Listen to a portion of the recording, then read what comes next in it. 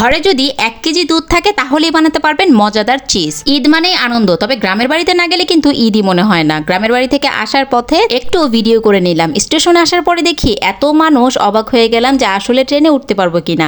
কি পরিমাণ ভিড় নিজের চোখেই দেখিনি। ট্রেনের ছাদ একদম ভরে গিয়েছিল। আমরা যেই ট্রেনে যাব ওই ট্রেনটা এখনই চলে আসবে, তো ট্রেনে ওঠার আগে ভাবলাম একটু ভিডিও করে নেই। 4 জন বাচ্চাকে নিয়ে আমরা ট্রেনে উঠতে পারবো কিনা এই টেনশনে দাঁড়াতে পারছিলাম না। অবশেষে ফাইনালি আমরা ট্রেনে উঠতে পেরেছি আর আলহামদুলিল্লাহ খুব ভালোভাবে বাসায় পৌঁছাতে পেরেছি। একটু ভিড় হয়েছিল, তবে এত বেশি ভিড় না যে একদম উঠতে পারবো না। মোটামুটি যেহেতু ঈদের আজকে মাত্র 3য় দিন, বাসায় এসেই মন চাচ্ছিল একটু মিষ্টান্ন কিছু বানাই। তো তখন মনে হলো যে চিজটাই বানাই, যেহেতু বাচ্চারা চিজ ছাড়া সকালে না অন্যান্য কোনো খাবারই ভাবা যায় না। যেহেতু ঈদের পর এখনো কিন্তু ঈদ শেষ হয়ে যায়নি, একদম 7 দিন পর্যন্ত কিন্তু ঈদ থাকবে। এখানে আমি 1 কেজি পরিমাণ দুধ নিয়েছিলাম, এটা আমার ফ্রিজেই ছিল, ফ্রিজ থেকে বের করে চুলায় বসিয়ে দিয়েছি। আর এখানে দিয়ে দিয়েছি আমি 1 টেবিল চামচ পরিমাণ সিরকা বা ভিনেগার, যেটাই বলেন 1 টেবিল চামচ পরিমাণ দিয়ে দিলেই কিন্তু হয়ে যাবে। আর তারপর চুলার আঁচটা একদমই মিডিয়াম লো হিটে রাখবেন, মানে একদম বাড়িয়েও দিবেন না কমিয়েও দিবেন না।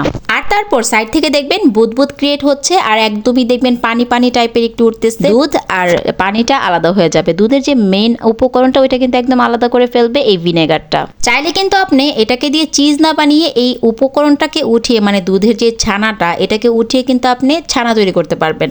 এটাকে একটু ডোলে মথে তারপর একটু চিনি, গুঁড়ো দুধ অ্যান্ড কনডেন্স মিল্ক এটা দিয়ে মিক্সড করে তারপরে কিন্তু আপনি চাইলেই ছানা বানাতে পারবেন। একদমই সহজ। হাজার হাজার টাকা খরচ করে চিজ কিনতে হবে না। বাচ্চারা কিন্তু ছানা অনেক পছন্দ করে। আপনি ছানাটাও কিন্তু চাইলে বানাতে পারবেন খুব সহজে। কিছুদিন আগে আমি অনলাইন থেকে চিজ অর্ডার করেছিলাম। মাত্র 250 গ্রাম চিজের দাম ছিল 450 টাকা। তো এত টাকা কেন খরচ করব? মাত্র 1 কেজি দুধ দিয়ে কিন্তু আপনি বানাতে পারবেন 450 টাকার, মানে 250 গ্রাম চিজ। এই মুহূর্তে যেটা করতে হবে, একটি চালনির মাধ্যমে চেলে নিতে হবে আর তারপর ঠান্ডা পানি দিয়ে ধুয়ে নিতে হবে। একদমই দুধ থাকা যাবে না এই চিজের মধ্যে। প্রথমে ছেঁকে নিতে হবে আর তারপর ঠান্ডা পানি দিয়ে ধুয়ে নিতে হবে। এতটাই সহজ যে আমার 5 মিনিট সময় লেগেছে এই চিজটা বানাতে। দেখতেই পাচ্ছেন কতগুলো চিজ বের হয়েছে। এখন এটাকে আমি একটু ঠান্ডা পানি দিয়ে ধুয়ে নেব, নরমাল পানি দিয়ে।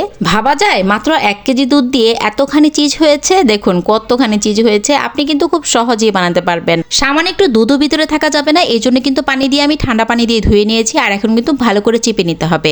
একদমই সময় নিয়ে একটু আস্তে আস্তে চিপে নেবেন। প্রয়োজনে 2 হাত দিয়ে একটু ভালো করে হাতটা ধুয়ে নেবেন আর তারপর কিন্তু ভালো করে চিপে নিতে হবে। মজার একটা ব্যাপার কি জানেন, এই চিজটা বানানোর পর যে পানিটা থাকবে না দুধের, এই পানিটা দিয়ে কিন্তু আমি এখন পায়েস রান্না করব। এই পানিটাও কিন্তু ভালো, যেহেতু আমাদের দুধটা নষ্ট ছিল না, আমরা দুধটা থেকে চিজটা আলাদা করে নিয়েছি, মানে দুধের যে মূল উপকরণটা ওইটা আমরা আলাদা করে নিয়েছি। এই পানিটা দিয়ে কিন্তু পায়েস রান্না করলে দুধের মতোই টেস্ট হবে।